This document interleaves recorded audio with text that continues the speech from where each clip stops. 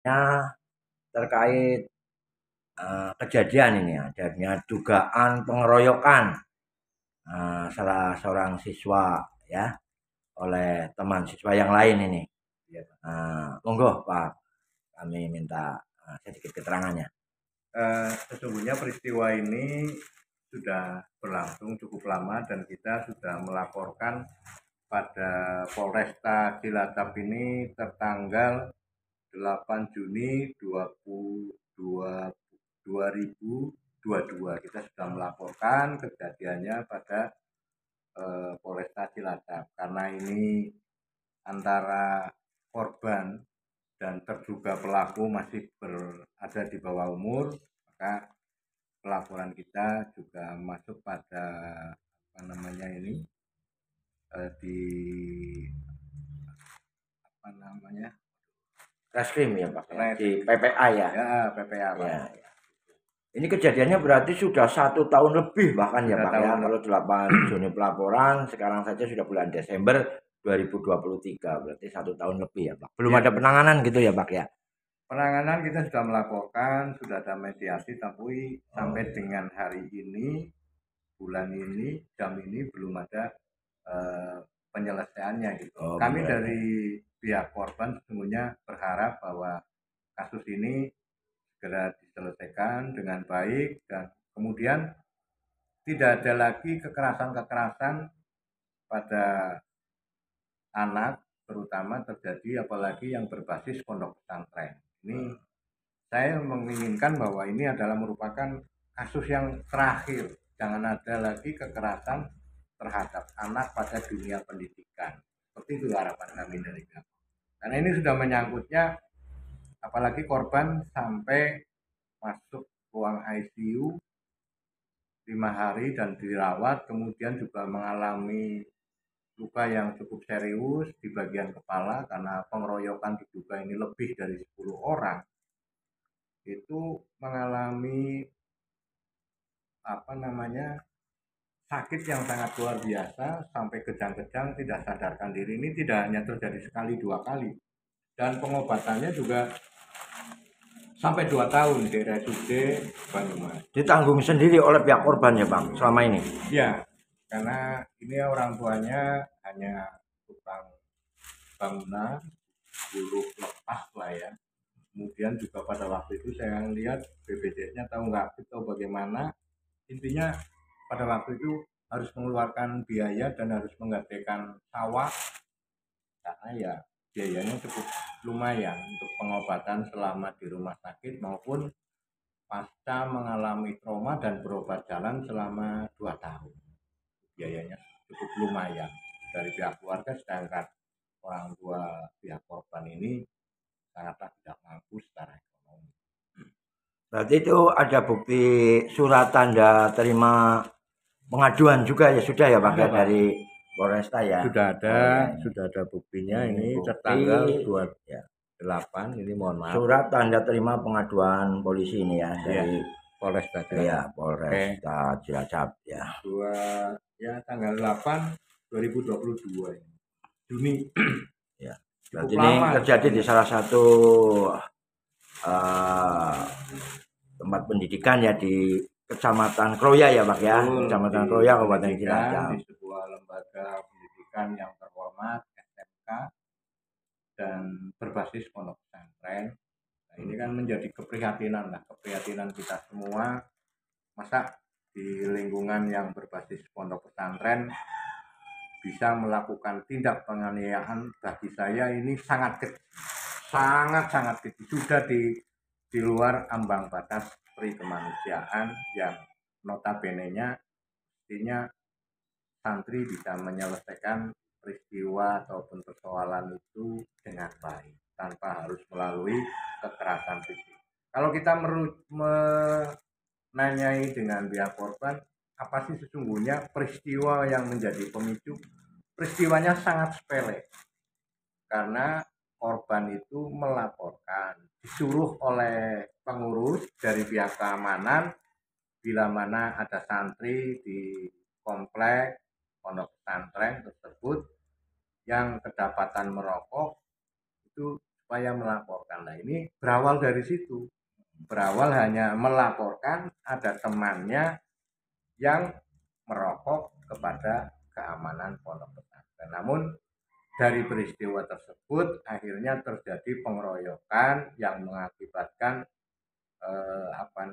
pihak korban ini mengalami luka-luka yang cukup serius, terutama di bagian kepala karena dikeroyok 10 lebih lah kalau tidak salah. Pengakuan korban itu 10 orang lebih yang melakukan tindak penganiayaan dan mengakibatkan ini bukti-bukti surat semuanya dari rumah sakit, visum, kepala kita sangat lengkap. Ya, ini dari rumah sakit umum daerah Ya, Banyumas ini ya Pak, langsung ya, ya rekam medisnya ini, dan juga sudah ada visum ya yang sudah visumnya kita sudah ada, ya. Kwitansi semuanya, bukti-bukti. Berarti warga korban ini warga Karangasem ya Pak, Betul. Desa Karangasem, Kecamatan Sampang ya, dengan inisial saya sebut saja inisialnya M. Itu aja. Saya tidak menyebutkan karena ini yang diduga dilakukan oleh inisial juga FRD lah ya, CS gitu, karena lebih dari satu orang. Betul. Harapannya Pak, harapan ke depan nanti ini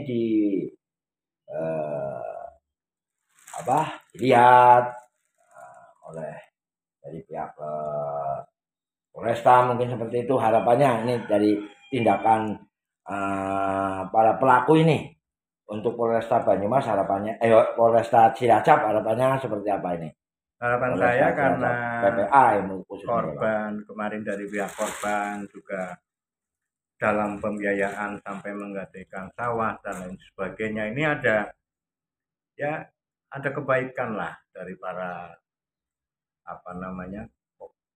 terduga pelaku ini, ada empatinya yang sampai dengan hari ini kalau menurut saya tidak ada empatinya sama sekali. Jadi tidak baik untuk bertanggung jawab lah ya. Betul, Pak, berarti apa yang dilakukan oleh para kita pelaku melihat ini. Di misalnya pada waktu pengobatan di rumah sakit pun belum ada sama sekali uluran tangan, ada apalagi yang lain-lain atau mengantar sampai ke rumah, itu saya melihat itikat baiknya saja belum nampak begitu.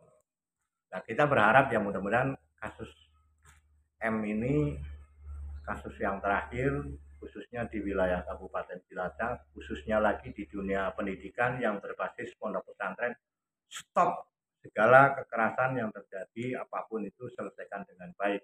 Nah, terkait dari ini, karena ini sudah terjadi, kalau memang ini ya kita minta keadilan secara hukum ini betul-betul ditegak. Sudah itu saja. Secepatnya ya Pak ya, karena untuk ini tidak berlarut-larut, harapannya dari Polresta Cilacap untuk segera menindaklanjuti lah ya Pak, penyelesaian ya Pak ya, karena saya melihat kasus ini sudah cukup lama. Apa karena hanya kita sebagai orang kecil, buruh bangunan untuk mendapatkan sebuah keadilan itu tampaknya sangat susah. Mungkin seperti itulah. Ini kalau mungkin terjadi kasusnya, kita dari kemarin dari awal terjadi itu memang beritikat baik, tidak melalui media dan sebagainya karena kita masih berusaha. Tapi ternyata pada faktanya sampai dengan hari ini 1 tahun lebih ini tidak ada ataupun belum ada bukti-bukti konkret dari kejadian tersebut. Dan kita berharap ini, sekali lagi saya tegaskan, saya hanya berharap kasus ini adalah kasus yang terakhir.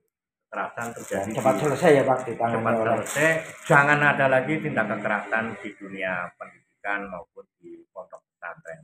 Siapapun yang salah, hukum harus berlaku dengan baik, berlaku dengan tegak, tanpa memandang bulu siapapun terduga pelaku. Harapan kami dari pihak korban hanya seperti itu. Terima kasih Pak atas informasinya.